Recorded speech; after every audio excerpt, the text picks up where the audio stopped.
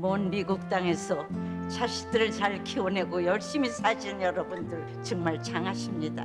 안녕하세요. 전원주입니다. 전쟁도 가난도 겪은 우리 세대는 참 눈물겨운 세월을 살았죠. 아메리칸 드림을 이루기까지 여러분들의 세월이야 어떠셨겠습니까? 건강 관련 프로그램에 출연하면서 요즘 제가 깨달은 건요, 양 한 방을 잘 결합하는 게 최고의 건강 관리라는 겁니다.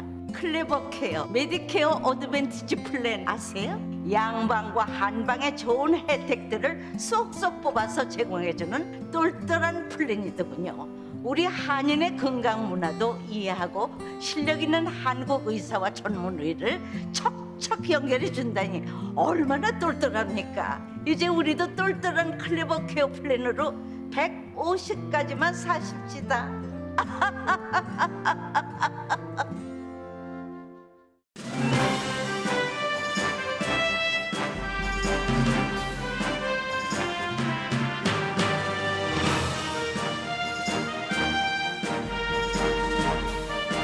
감사의 계절 11월 라디오 서울과 함께 따뜻하고 평화롭게 지내시길 바랍니다.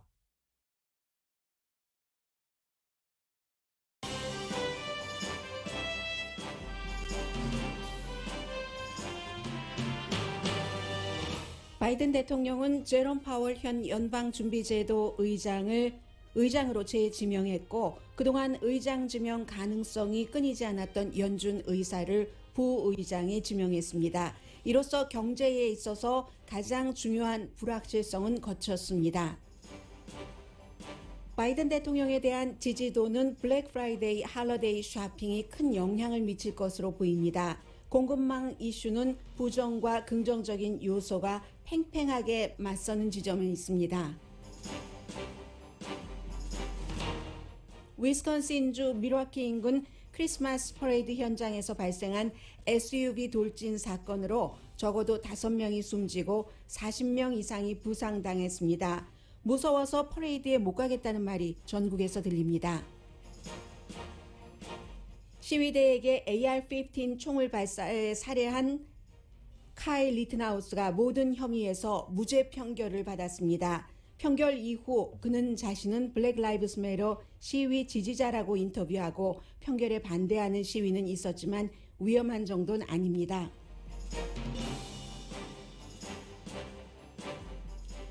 두 명의 주목할 만한 보스 커멘테이터가 팍스TV 방송을 그만뒀습니다.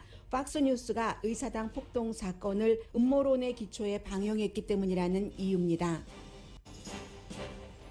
올해 미국에서 코로나 바이러스로 사망한 사람이 지난해보다 많은 것으로 집계됐습니다.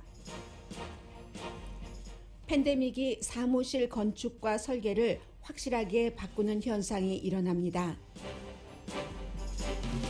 중국의 테니스 스타 팽수아이가 중국 전 총리로부터 전에 성폭행당했다고 주장하고 사라진 지 3주일 만에 국제올림픽위원회 위원장과 인터뷰를 했습니다. 그러나 사건을 철저히 조사하라는 중국 정부에 대한 국제사회의 압박은 여전합니다. BTS가 아메리카 뮤직 어워드에서 올해의 아티스트 상 등 3개 부문에서 수상하고 2번의 상상 초월할 정도의 퍼포먼스를 펼쳤다고 미국의 모든 언론이 보도합니다. 여러분 안녕하십니까? 오늘의 미국 강혜신입니다. 먼저 오늘 아침에 이제 결정된 뉴스부터 전해드리겠습니다. 경제는 지금 팬데믹 이후에 너무나 중요한 것이기 때문에 일반인이나 대통령 또 주식시장, 메인스트리트, 월스트리트 모두 그 경제의 흐름을 지금 보고 있는데, 그 경제의 흐름에 있어서 결정적인 순간에 결정적인 역할을 할 수 있는 사람이 연방준비제도 의장, 즉 미국의 중앙은행 은행장 격이죠. 제롬 파월. 이 사람은 공화당이고 2012년 오바마 때부터 연방준비제도 이사를 지냈고, 연방준비제도 의장이 된 것은 2018년 도널드 J. 트럼프 대통령에 의해서입니다.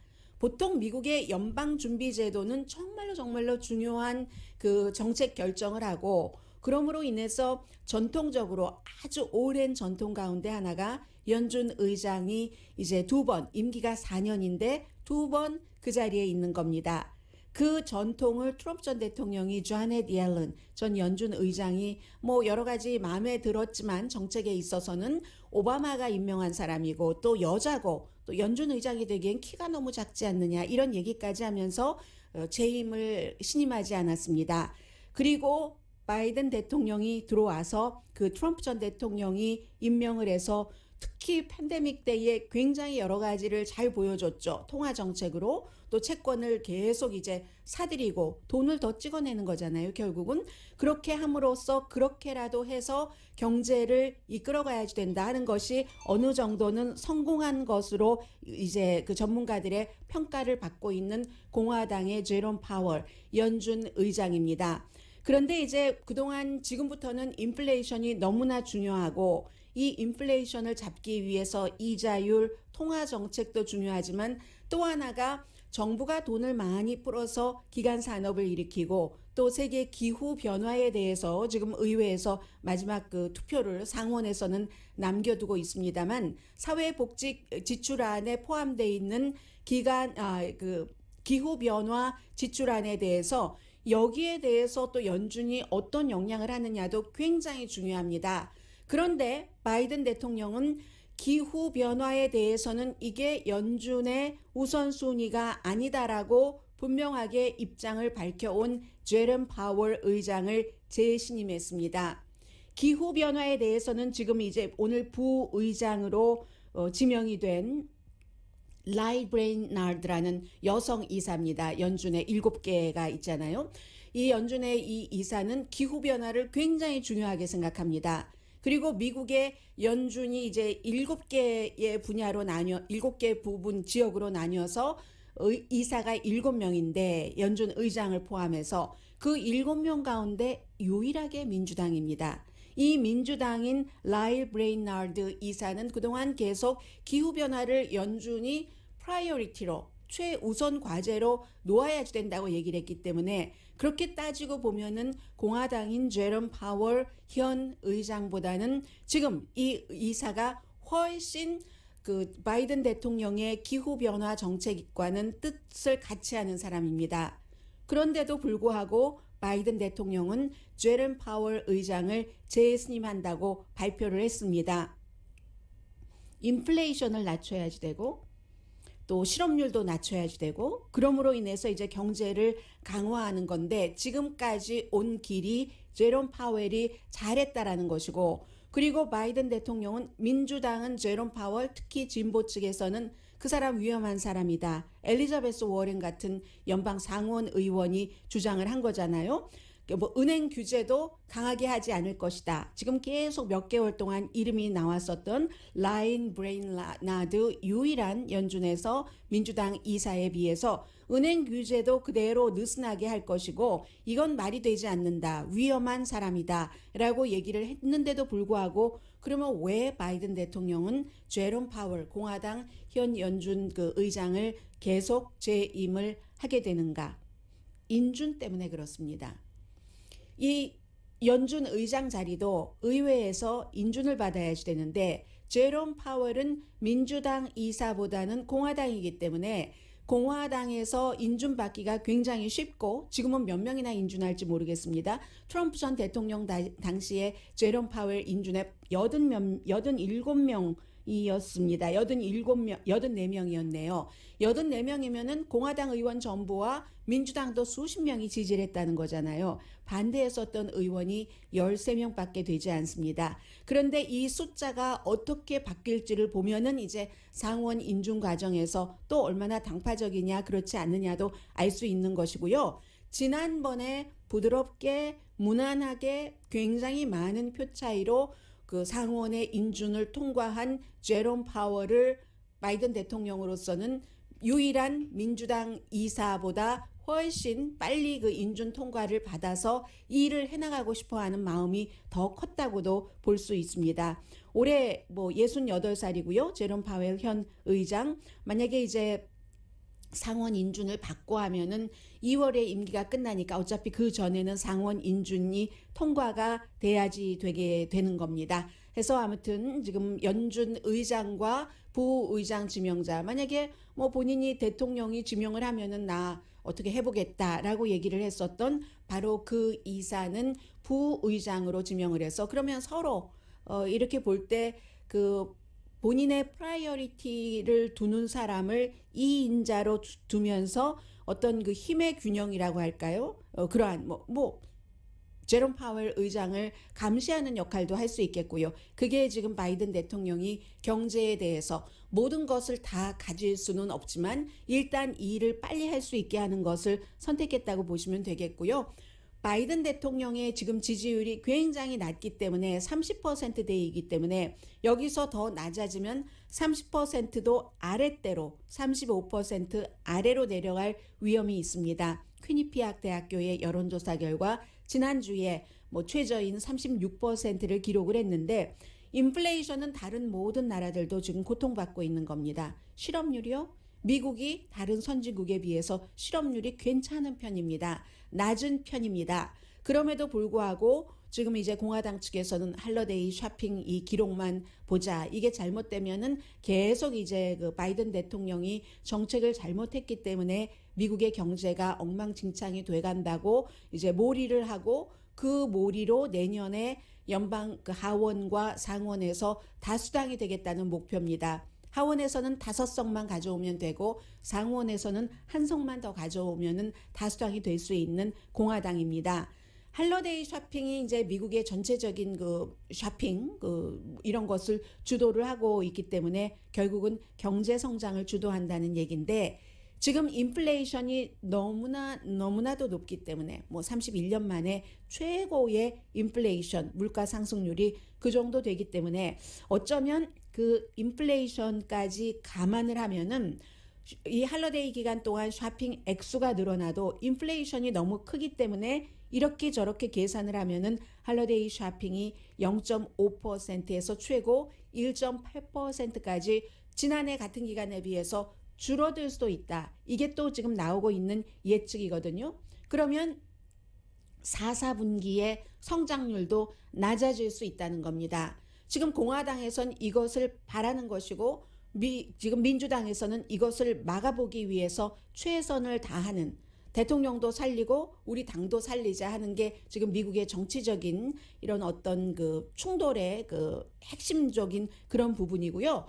그렇게 볼 때는 지금 공급은 어떻게 되느냐 여러 가지 문제가 있죠. 오늘 악시오스 등 여러 언론이 보도한 것을 보니까 쉬핑, 제조, 소매업계 이런 데의 간부들은 내년까지는 노멀을 기대하지 않는다. 아주 그냥 부드러운 팬데믹 이전의 쉬핑, 물류, 제조, 소매업소에서 물건을 딱 제때제때 받고 또는 받는 것 이상으로 더 이렇게 재고를 쌓아놓을 수 있는 것 중요한 재고는 이것을 내년까지는 기대하지 않는다는 겁니다. 그리고 또 이 모든 것에는 코비드가 있기 때문에 코비드 19이 확실하게 잡히지 않으면 화물선이요 연기되는 거 계속 이어질 것이다라고 보고 있는데 긍정적인 부분도 있습니다. 지금 한국에서는 코로나 바이러스 그 새로운 확진자 케이스가 굉장히 많이 늘어나고 있는데 하루 3,000명 이상이 되고 있는데 미국은 몇만 명이죠. 거의 10만 명 이제 이르고 있지만요. 그렇게 되고 있는데 거기서 이제 아시아의 코비드 관련 그 공장 그리고 이제 셧다운했었던 이런 것들 항구 제한 같은 것들이 그나마 조금씩 풀리고 있다는 얘기입니다. 그리고 미국의 주요 업소는 일부에서는 이미 그 스탁을 갖고 있다는 거예요. 월마트, 타겟 이런 업소들은 본인들이 직접 전세 배를 만들어서 준비할 것은 준비를 했다는 것이고 그렇게 되니까 또 부분적으로는 그 해양 수송 비용이 조금 내려가기도 하고 이러한 것은 긍정적인데 정말 중요한 문제는 거듭 말씀드리지만 미국의 트럭과 항구의 노동력이 부족하기 때문이다. 이 문제를 지금 어떻게 푸느냐. 여기에 기간산업안은 이미 법적으로 통과됐기 때문에 곧 집행될 텐데 항구의 이런 적체 현상을 줄이는 연방정부 차원의 지원도 있을 것으로 예상이 됩니다. 그렇지 않으면 인플레이션을 잡기가 굉장히 어렵고요. 그리고 또 하나 상상해 볼 수 있는 것은 지금 이번 주 목요일이 땡스기빙 데이인데 땡스기빙 데이 끝나고 그 크리스마스 데이까지 할러데이 쇼핑 같은 거 그때는 물론 그 판매가 늘어나겠죠. 그러나 이제 또 그 할리데이 쇼핑 시즌이 지나고 나면은 수요는 줄어들고 어떻게 보면은요 수요가 줄어드는 게 굿뉴스일 수 있죠. 왜냐하면 어떤 그 항구가 재기능 쪽으로 가니까 지금 공급이 수요를 당하지 못하는데 이게 저절로 어느 정도는 조금 풀어질 수도 있는 것이고 해서 노조 협상도 아주 중요합니다. 내년 여름에 그 항구 서부 항구의 노조 협상이 있는데 그런 거 그리고 또 기후변화에 관련해서 미국이 세계에 서약을 한 이산화탄소 양 줄이기 이것과 해양 물류와의 관계 쉬핑 컨테이너가 부족한 것 이 정도를 이게 풀려진다면 기간 산업 안 등으로 그렇다면은 그 바이든 대통령이나 민주당에 새로운 숨이 들어가고 바이든이나 민주당에게 새로운 숨이 들어간다는 것은 지금 이 현재에 있어서는 경제가 올바른 방향으로 가고 괜찮아진다 하는 것이고 공화당은 경제가 괜찮지 않기를 바라면서 괜찮지 않음으로 인해서 본인들이 권력을 장악하기를 바라는 것. 이것은 공화당을 탓할 일이 아니라 정치의 생태계가 정치의 생리가 그런 것이죠. 그래서 그 가운데서 하나의 불확실성은 제거했습니다. 오늘 제롬 파월 연방준비제도 의장을 4년 재임하는데 지명을 했습니다.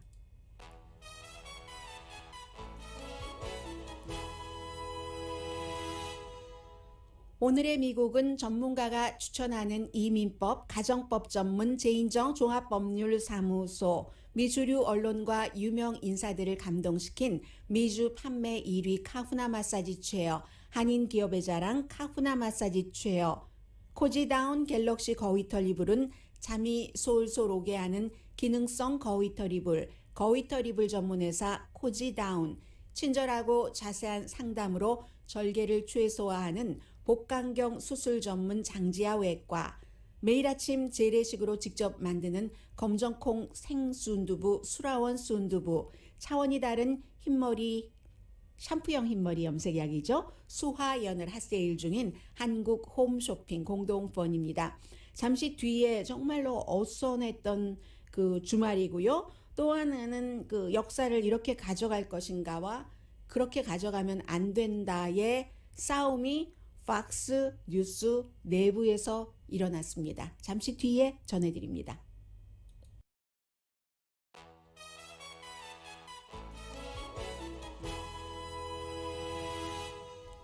라디오 서울 방송 오늘의 미국 듣고 계십니다. 밀와키 인근에 인구가 뭐 한 7만 2천 명 정도 된다는 워크샵 밀와키에서 그 서쪽으로 한 20마일 떨어진 곳에 있답니다. 이곳에서 매년 그 땡스기빙 데이 바로 전에 일요일이 되면은 크리스마스 퍼레이드를 합니다. 뭐 지금까지 거의 뭐 50년 조금 넘게 한 것으로 전해지고 있는데 이 크리스마스 퍼레이드를 일요일에 하고 있는데 갑자기 4시 30분경에 빨간색 SUV가 그 퍼레이드 안으로 진입을 한 겁니다. 퍼레이드에 여러분들께서 많이 가보셔서 아시겠지만 퍼레이드 하면은 어린이들도 가고 나이 드신 분들도 가고 참관인 구경하는 분들뿐만이 아니라 마칭 밴드도 있고 또 뭐 많이 있지 않겠어요? 퍼레이드 하는 그 어린이 밴드들이. 그래서 이 SUV가 갑자기 그 돌진을 해서 의도적으로 그래서 5명이 숨지고 40명이 적어도 부상을 당했는데 춤추던 어린이들, 댄싱 하는 그 그룹의 어린이들, 마칭 밴드의 어린이들, 또 그 댄싱 그 그룹의 할머니들, 이런 분들이 병원에 가신 겁니다. 다쳐서요.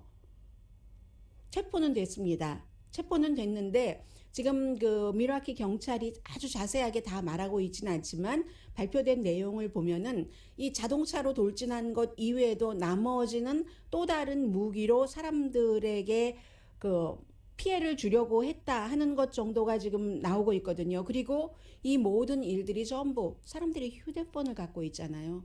라이브 스트리밍, 심지어 용의자가 현장에서 체포되는 그 장면까지도 라이브 스트리밍으로 전부 그 중계가 된 거나 마찬가지죠. 사람들의 일반 개인, 시민 기자들에 의해서. 그리고 이제 경찰은 딱 그 SUV가 마칭 밴드 쪽으로 그냥 돌진을 하니까 당연히 멈추게 하기 위해서 총을 쐈고 경관이 발사한 총으로 다친 사람은 없다는 것이고 그런데 그 비디오가 굉장히 많이 나왔는데요. 저는 가장 정말 심각하네 하는 비디오는 산타 모자를 쓴 아이들 막 뛰어가고 하는 모습.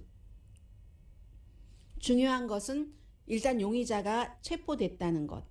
다른 공격 계획은 성공하지 못했다는 것. 그럼 두 번째는 항상 미국에서 911 사태가 발생한 이후에는 이게 테러인가 아닌가를 생각을 합니다. 현재로서는 테러 가능성은 거의 없는 것으로 보고요. 올해의 바로 이 크리스마스 퍼레이드의 주제가 편안함과 기쁨, comfort and joy 였습니다. comfort and joy가 이렇게 흉악한 일로 끝나고 말았습니다. 그리고 이제 금요일 오후에 이 카일 리튼하우스라는 위스콘신주, 역시 위스콘신주 크노샤에서 블랙 라이브스 매터 시위를 하는 다른 사람에게 AR-15 총을 발사해서 두 사람, 무장하지 않은 사람 숨지고 한 사람 다쳤습니다. 그 리튼하우스가 5개 혐의에 대해서 살해 혐의 몇 개를 포함해서요. 전부 무죄 판결을 받았습니다. 결국 위스콘신주의 그 배심원들은 전부 AR-15을 17살밖에 되지 않았기 때문에 살 수도 없고 가지고 다닐 수도 없었던 청년이 본인이 다른 무장하지 않은 사람이라 할지라도 내 총을 뺏어서 나에게 공격을 하려고 했다라고 생각을 하고 두려움을 느끼고 방어를 한 것이다. 자기 방어다. 이건 완전한 디펜스다 하는 것을 인정을 한 겁니다.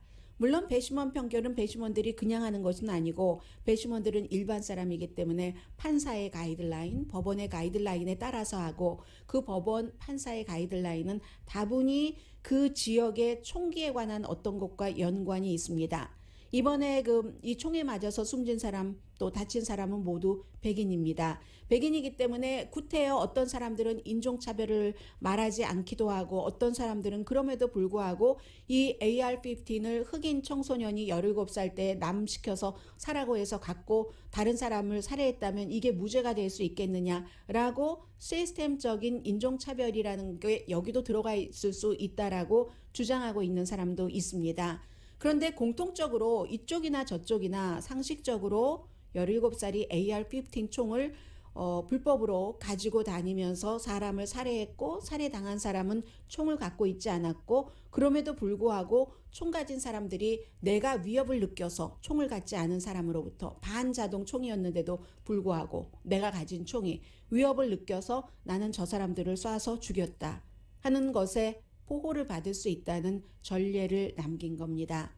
이 판결이 있고 나서 팍스의 터커 칼슨 리튼하우스 인터뷰했고요. 인터뷰를 하고 나서는 리튼하우스가 또 사람들에게 얘기하는데 나는 블랙 라이브스 매터 시위 지지자다. 나는 인종차별주의자가 아니다라고 얘기를 하고 이 재판 과정에서 팍스의 팀들에게는 어떤 페이버를 준 겁니다. 법정에서건 변호팀이건 다 못 가게 하고 심지어 무슨 MSNBC의 기자들은 법정 출입 금지를 했습니다. 판사가. 왜냐하면 배심원 버스를 따라갔다고. 그런데 박스의 기자들은 전부 그 안에서 모든 것을 다 촬영을 하고 해서 터커 칼슨의 이 리튼하우스가 출연을 했을 때 이 리튼하우스 입장에서 총기 소지 자유와 이런 여러 가지를 많이 얘기를 했고 그러한 것들이 지금 또다시 논의가 되고 있고요. 또 변호인들도 우리도 박스의 터커 칼슨 크루가 와서 취재하는 것을 허용하지 않았다. 허용하지 않았으면 어떻게 취재가 됐겠습니까? 하면서 내가 컨트롤하려고 했는데 그 분야에 있어서는 보스가 아니기 때문에 못했다라고 얘기를 하고 터커 칼슨 쇼에 출연을 하고 이런 여러 가지에 대해서는 리튼하우스 변호사 비용이 굉장히 많이 들었기 때문에 그 변호 비용을 벌기 위해서 프로그램에 출연도 하고 했다 하는 겁니다. 그것 이외에도 이 리튼하우스를 지지하는 전국 각지에서 기금이 엄청나게 지금 많이 모아졌고 이 리튼하우스라는 무죄 판결을 받은 지금 18살 청년은 어떠한 총기 소지 자유의 선구자처럼 그런 형태로 지금 이제 본인이 원했건 원하지 않았건 그 형태의 자리로 가고 있고 일반인들은 총과 거리가 먼 사람들은 이거 뭐지 하는 생각을 하기가 굉장히 쉬운데 법에 따른 판결이었다. 바이든 대통령도 배심원 제도가 있어서 그 배심원들이 내린 판결을 존중해야 되지만 그 판결 결과에 대해서는 나를 포함해서 많은 사람들이 고통스러울 것이다 라는 얘기도 미국의 지도자 그 바이든 대통령은 했습니다. 바이든 대통령은 캠페인을 한 당시에는 블랙 라이브스 매러 시위대를 진압하려고 하는 이 청년의 경우 자경단이었잖아요. 위스콘신에 살지도 않으면서 이런 그 블랙 라이브스 매러 시위대에 반대되는 그 움직임을 하는 쪽은 또 실제로 그 우파 내지는 그 백인 우월주의자들이 많았고 바이든 대통령이 후보였을 당시 리튼하우스 이 청년 이제 무죄로 완전히 그냥 뭐 용의자도 아닌 청년이 돼버린 이 청년에 대해서 바이든 당시 후보는 백인 우월주의자라고 불렀었습니다. 그렇지만 지금 그 대통령의 입장으로서는 배심원 판결을 아파도 존중해야 된다. 그리고 그 자신의 그 배심원 판결 결과에 관한 의견을 표현을 할 수는 있는데 평화적인 방법으로 해야지 된다라고 얘기를 했고 이 같은 판결이 나오고 나서 오레곤주 포틀랜드에서 시위 많았고요. 그리고 크노사 지역에서도 시위가 있었지만 평화로운 시위였고 과격한 시위는 아니었습니다. 이 크노사 지역 그 위스콘신주는 방위군을 수천 명을 뭐 배치를 했었다고 하거든요. 그런데 그 방위군이 무슨 무기를 쓸 만한 그런 그 일들은 일어나지 않았습니다. 그런데 지금 이제 여러 가지 그 움직임이 보이는데 얼마 전에 이제 그 우파 그 공화당 플로리다 그 오랜도에서 공화당 보수 컨퍼런스가 열렸는데 그 컨퍼런스에서 사람들이 그 보수가 주장하는 그 여러 가지도 있고 지금 팍스뉴스에 늘 말씀드리지만 일반 뉴스를 하는 저널리스트 크리스 월러스 이런 사람이 아니라 어피니언 리더 션 해니티 요즘은 특히 터커 칼슨, 션 해니티보다 터커 칼슨이 훨씬 힘이 막강해 보입니다. 지금 아니면 뭐 로라 잉그램 이런 어피니언 그 리더들이 얘기하는 여러 가지에 대해서 이젠 보수 측에서 이건 위험 수위를 넘었다 하는 쪽으로 오고 있거든요. 공화당이신 분들은 지금 공화당의 분위기를 파악하기 좋은 뉴스가 오늘 아침에 나왔는데 지금 팍스에서 터커 칼슨이 1월 6일 의사당 사건에 대해서 말하자면 그것을 미화하는 그 폭도들이 아주 평화로운 시위대였다. 뭐 이런 형태의 것을 3부작으로 방영을 했습니다. 3부작 방영이 끝나자 팍스에서 존중받는 커멘테이터 2명이 나는 더 이상 그런 것을 방영하도록 허락하는 팍스 뉴스 채널에서 일할 수가 없다 하면서 어제 사임을 했습니다. 조나 골드버그, 스티븐 헤이즈 이 두 사람은 이제 주로 그 크리스 월러스의 일요일 쇼에 그 팍스 뉴스 선데이에 출연을 하거나 스트레이트 뉴스에서 좀 보수죠. 분명히 보수입니다. 왜냐하면 뭐 스탠다드 위클리라든가 그런 그 뉴스의 편집장을 한 사람들이기 때문에 내셔널 리뷰라든가 보수적인 잡지에 그런데 보수인데 팍스의 어피니언 리더처럼 완전히 무조건 지난 4년 5년 동안 트럼프 전 대통령이 하는 일은 무조건 옳다라고 하면서 본인의 파워를 키워가고 본인 돈을 벌고 한 세력과는 다른 이 두 사람입니다. 이 두 사람이 얘기하기를 2009년도부터 팍스에서 커멘테이터로 정규적인 커멘테이터로 일했거든요. 이 같은 음모론 집합을 방영하는 팍스는 더 이상 트럼프 이전에 독립적인 그 시각을 가진 그런 그 보수 사람들을 모을 수가 없다라고 얘기를 하면서 아주 부정확함과 반쪽의 진실과 이미지 현혹과 심각한 누락으로 1월 6일 의사당 사건을 이 터커 칼슨은 3부작에서 미화했다는 겁니다.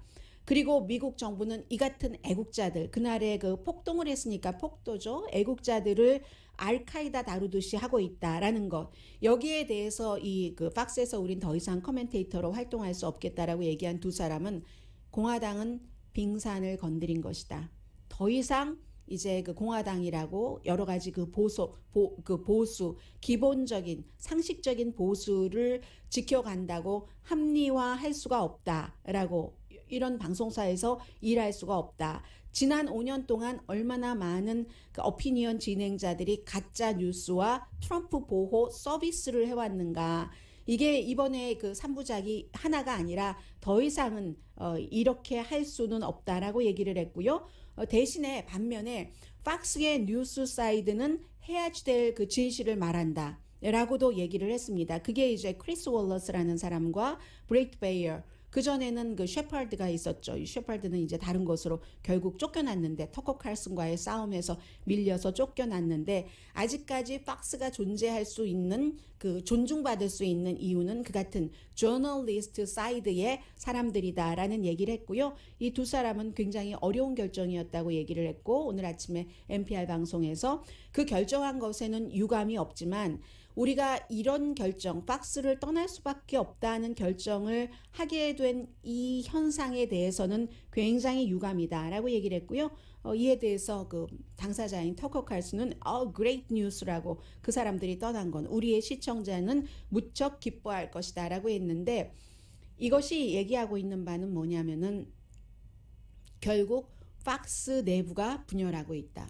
팍스 내부가 분열하고 있다는 것은 보수에서도 올드 보수가 있고 기본적인 트래디셔널 보수가 있고 트럼프 이후의 그 보수라는 이름 내지는 우파라는 이름이 있는데, 이미 이제 조금씩 이제 그 갈라서고 있다는 그 입장이라고 할까요? 그런 것들이 이제 얼마 전에 있었던 공화당 그 보수 그 컨퍼런스에 다녀온 뉴욕타임즈의 공화당 소속이지만 공화당에서 요즘 미워하는 데이빗 브룩스 칼럼니스트가 잡지 애틀란타에 자신이 이제 쭉 그 컨퍼런스를 보고 썼는데, 지금 보수는 트럼프 전 대통령이 레이건의 보수를 완전히 박살냈다고 표현을 했습니다. 레이건의 보수를, 그 보수 전형을 박살낸 건 사실인데 대안을 못 가지고 온다는 거죠. 트럼프 전 대통령도 그렇고 뭐 보수라고 공화당이라고 하면서 힘을 지키려는 사람도 대안이 없다. 그러면서 오직 좌파는 나라 걱정은 안 한다. 예전에는 좌파든 우파든 나라 걱정하는 것은 똑같은데 방법에 있어서 차이가 있었는데, 지금은 좌파는 무조건 그 파괴해야지 되는 대상이다, 이렇게 얘기를 하고, 그럼 어떻게 파괴를 하는가? 이미 전체적인 문화라든가 이런 것을 진보 측에서 갖고 있기 때문에 주 정부의 파워로 좌파를 그 완전히 그 박살내야지 되고, 그리고 정치의 가장 중요한 곳에 핵심에 종교가 들어가야지 된다라는 주장들을 지금 그 공화당 그 보수 컨퍼런스에서 했다는 얘기입니다. 그런데 그게 불가능하다는 거죠. 이 데이빗 브룩스 씨 같은 경우는 종교적으로 들어가야지 되고 종교가 한가운데 있어야지 되고 뭐 기독교인을 늘려야지 되고 한다지만 현실은 그렇지 않잖아요. 미국의 인종도 다양해지고 종교도 다양해지고, 그러니까 어찌 보면 지금 공화당 보수 측에서는 뭔가의 그 갭, 갈라짐, 균열 같은 것이 이번에 그 팍스의 컬럼니스트들이 사임하는 것과 이렇게 연결을 해보면 일어나고 있다는 것도 알 수 있는 일입니다.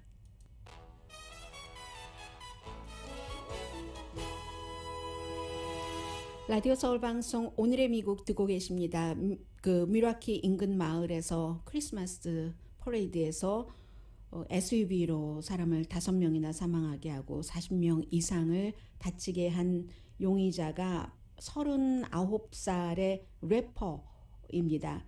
뭐 유튜브 보면은 활동을 하고 있다고 하는데요. 메스 바이오 그 프라이라고 이름인데 실제 이름은 이 이름이 아니고요. 데럴 에드워드 브룩스 주니어입니다. 그래서 일단 그 정도의 내용은 나왔고요. 전에도 살상 무기는 아니고 위험한 무기를 불법으로 소지하고 있었던 그런 케이스로 체포가 된 적이 있었네요. 2개의 혐의를 지금 그 형사법 위반 혐의를 갖고 있고요. 2020년 7월 달에 이 무기 소지와 관련해서 현재로 용의자에 대해서는 그 정도 나왔습니다. 바이러스 말씀을 드리면은요. 그 연방정부와 존스 홉킨스가 계산을 해봤더니 오늘이 아니라 어제 그제로서 이미 미국은 지난해 코비드 19으로 사망한 사람보다 올해는 아직 한 달 열흘 정도 남았죠. 더 많답니다. 사망자가. 현재 미국에서 77만 800명이 코로나 바이러스로 숨졌는데 지난해에 38만 5,343명이 숨졌고 올해는 현재 38만 757명 그러니까 몇백 명 더 많으니까 앞으로도 12월까지 기간이 남았기 때문에 더 많이 늘어나겠죠. 뭐 이유는 당연합니다. 마스크 쓰기, 거리 두기 잘 안 하고 또 백신도 예상했었던 것보다는 접종률이 그다지 높지가 않습니다. 아직도 미국은 59% 완전히 접종받은 사람 비율, 접종률이 그 정도를 유지하고 있는데 그 사이에 이제 올해 왜 이렇게 많이 그랬는가 하면은 델타 바이러스 침투율이 굉장했고 돌파 감염도 많이 됐었고요. 미시건주는 지금 뭐 지난 2주일 동안 병원 입원율이 46%가 올랐답니다. 그리고 플로리다주의 경우는 중요하죠. 이 디즈니의 이런 조치가 놀이공원에서 플로리다 놀이공원에서 이제 뭐 백신 접종 의무화를 하는데 이것은 주 정부가 백신 접종 의무화에 반대한다고 주지사가 법에 지난 주말에 서명을 했죠. 서명을 했는데도 불구하고 그 서명한 이후에도 이 플로리다주의 그 디즈니 공원은 이 사람들은 안전을 먼저 생각을 하는 거죠. 정치적인 판단이 아니라. 왜냐하면 그 안전이라는 것이 디즈니의 브랜드네임도 있고 그리고 뭐가 잘못돼서 소송이 들어오면 회사는 너무너무 큰 타격이기 때문에 하는 거잖아요. 그래서 주정부의 정책과는 반대로 백신 접종 의무화 직원들 이런 것 하게 하는 거고요. 지금 전체적으로는 나오는 얘기를 보면은 존스 홉킨스나 연방 정부에서 발표하기를 백신 접종 때문에 그나마 1월에부터 5월까지 14만 명의 생명을 구했다. 그 이후에는 더 구했겠죠. 델타 변이 바이러스가 있었기 때문에. 또 하나는 추수감사절에 타겟이 문 닫는데요. 여러분들 헛땅치지 마세요. 어떤 때는 뭐 추수감사절에 무엇 해놓고 이것 해놓고 저것 해놓고 편안하게 사람 없을 때 좀 생활 필수품을 사놔야지 되겠네 하는 쇼핑객들도 계시는데 올해뿐만이 아니라 앞으로 영원히 추수감사절에는 이 타겟이 문을 열지 않는답니다. 새로운 표준을 정하는 거죠. 물론 뭐 커스코라든가 아니면 뭐 노스룸 같은 데는 할러데이 때 문 안 여는 전통이 오래됐잖아요. 그 전통을 이제 그 타겟도 이어가겠다 하는 것이고 추수감사절이 사실 뭐 매상이 많은 날은 아니에요. 왜냐하면 뭐 조금 늦게 오픈을 하잖아요. 이날은 뭐 가족들과 함께 보내고 나서 늦게 쇼핑하십시오 하는 건데 대신에 이제 온라인 쇼핑 날이기도 하죠. 목요일입니다.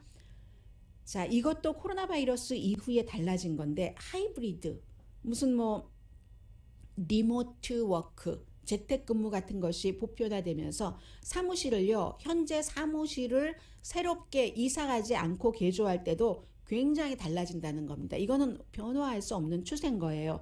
사무실을 각자 개인이 각자 맡은 일을 일하는 공간에서 협력하는 공간으로 변해간다는 얘기입니다. 왜냐하면 재택근무가 많으니까 미팅룸 또 오픈 스페이스 카페처럼 바리타스까지 두고요. 커피 막 전문적으로 근사하게 만들어 주시는 그런 분들까지 두고 그 원래 개인이 갖고 있었던 그 사무실을 터서 그런 공간으로 개조를 하는 게 많이 그렇기 때문에 지금까지 사무실 하면 뭐 직위 이런 것에 따라서 배당이 됐는데 그게 그래서 어디에서 일하고 뭐 이러는데 그게 아니라 이제는 그냥 일은 재택근무하는 사람들도 굉장히 많으니까 그 있는 동안에 서로 에브리데이 모든 사람들이 다 나오는 게 아니니까 모든 사람이 다 나와서 뭔가를 해결해야지 될 때 미팅룸 같은 것을 제대로 만들어주고 뭐 60%의 회사가 숫자로 보면은요 디자인을 다시 한다는 겁니다. 팬데믹 이후에 어디서 만들어낸 거냐면 미국에서 가장 큰 상업용 부동산 회사 CBRE LA 다운타운에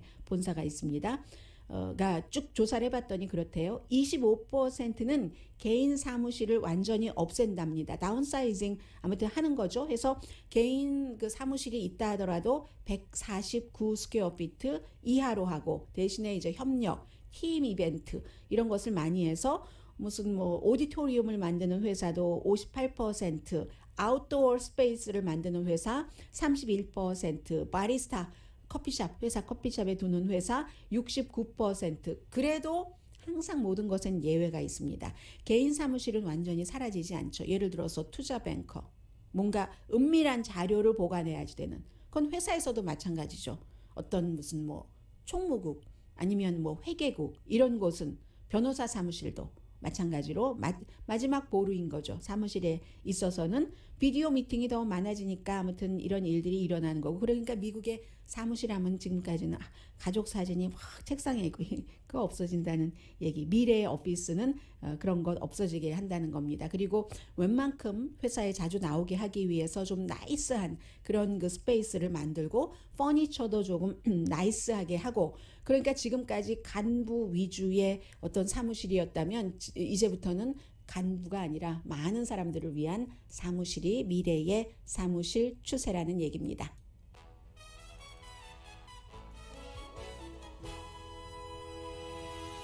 라디오 서울 방송 오늘의 미국 듣고 계십니다. 네, 어제 BTS 아미 분들 너무나 즐거우셨어요. 오늘 아침에 뭐 거의 모든 미국의 주요 언론 또 뭐 헐리우드 리포트, 버라이어티 이런 곳에서 보도를 하는데 BTS의 밤이었다 하는 보도가 많습니다. 아메리칸 뮤직 어워드가 세계상을 받았잖아요. 제일 중요한 아티스트 오브 더 이어, 올해의 아티스트, 그리고 아주 제일 그 중요한 팝 듀오 or 그룹 이 분야에서도 받았고 페이버릿 송 버러 해서 어제 두 번 그 무대에 올랐는데 한 번은 조금 검은색 분위기, 한 번은 버러 노란색 버러 상징하는 옷을 입고 나왔잖아요. 그래서 이 퍼포밍 한 것 자체도 미국 매체에서는 정말 하이 에너지 쇼였다. 심지어는 뭐 그 진행자도 완전히 점프하고 다운하고 점프하고 다운하고 하치 했는데 할 말을 잃을 정도였는데 그럼에도 불구하고 아미 이 팬들을 따라갈 자는 거기에 없더라 하고 이제 특히 그 뭐 수상 소감을 상세번 받을 때 말할 때 뭐 이렇게 잊었다 너무너무 좋아서 잊었다라고 얘기를 하고 누가 얘기를 했었죠? 얘기를 하고 그리고 그럼에도 불구하고 아미에 대해서 뭐 말을 할 수밖에 없죠. 그 아미가 어제도 뭐 옷들도 다 똑같은 옷 입고 나와서 완전히 그 떠나려가요. 극장이 그 마이크로소프트 시애터가 떠나려갈 그 정도로 돼서 아무리 누가 연예인들이 이렇게 하고 저렇게 하고 이것하고 저것 하더라도 그 아미와 매치가 도저히 되지 않더라 이런 보도가 굉장히 그 많았고요. 이제 BTS는 말 그대로 이 서구 팝 문화를 재패했습니다. 오늘의 미국은 전문가가 추천하는 이민법, 가정법 전문 재인정 종합법률사무소, 미주류 언론과 유명 인사들을 감동시킨 미주 판매 1위 카후나 마사지 체어, 한인 기업의 자랑 카후나 마사지 체어, 코지다운 갤럭시 거위털 이불은 잠이 솔솔 오게 하는 기능성 거위털 이불, 거위털 이불 전문회사 코지다운, 친절하고 자세한 상담으로 절개를 최소화하는 복강경 수술 전문 장지아 외과, 매일 아침 재래식으로 직접 만드는 검정콩 생순두부 수라원 순두부, 차원이 다른 샴푸용 흰머리 염색약 수화연을 핫세일 중인 한국 홈쇼핑 공동폰이었습니다. 10시에 좋은 아침 좋은 하루 방송됩니다.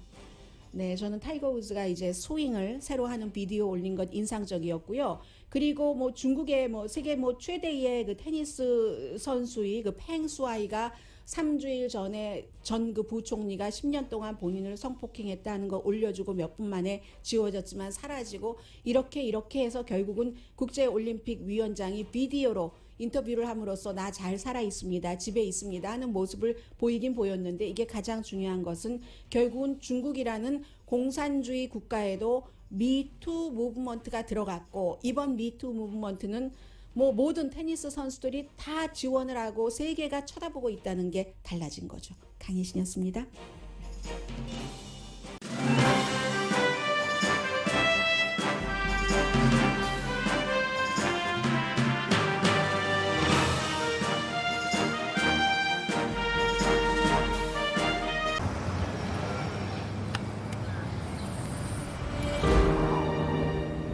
아직 쓰여지지 않은 스토리. 그 스토리를 완성하기 위해서는 새로운 아이디어를 찾아 움직여야 합니다. 우리의 움직임, 그것은 차세대 전동화 차량을 만드는 것입니다. 당신의 새로운 영감을 찾아서